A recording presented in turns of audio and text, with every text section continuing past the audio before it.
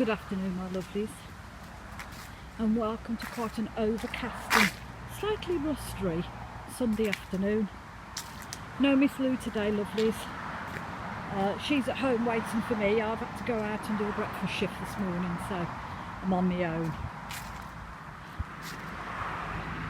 So lovelies, we're on our last few days of Halloween. We're on the run up to Halloween, Samhain, and although it falls on a Sunday this year, it might be quite nice because we've got Friday, Saturday, Sunday, so we might end up with 3 days worth of trick-or-treaters, which will be quite fun because we never had them last year, did we, because of COVID. So today I thought we would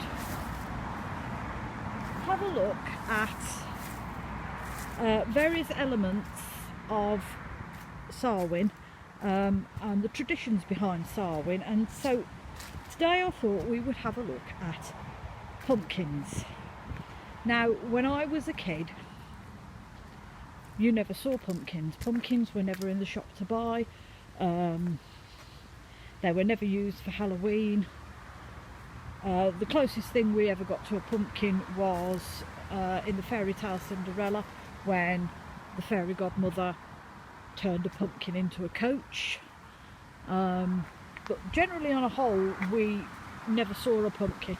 And it wasn't until my children, who are now grown up, I mean, my daughter's 32, so we're talking 30 odd years ago, that pumpkins started to make an appearance in the shops. And over the years it's snowballed, and we now have pumpkin patches for you to go and hunt your pumpkin out and carve them. And even though it's an American tradition, us Brits have embraced it with both hands and took it on board. So our first fun fact for a pumpkin is the word pumpkin comes from the Greek pepon, P-E-P-O-N, meaning large melon. Pumpkins come from Central America, quartovs, really. Pumpkins are a fruit, not a vegetable, lovelies, they're a fruit.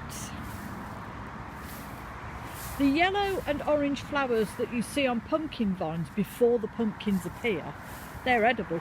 Apparently you can eat those. How lovely. In England, turnips were carved and lit with embers from the fire to ward off evil spirits. It wasn't until the Irish and the English went over to America to settle that they brought their customs with them, but they found pumpkins were easier to carve. So that's where that comes from. The word jack-o'-lantern comes from I don't know what you'd call it, a fable or a tale.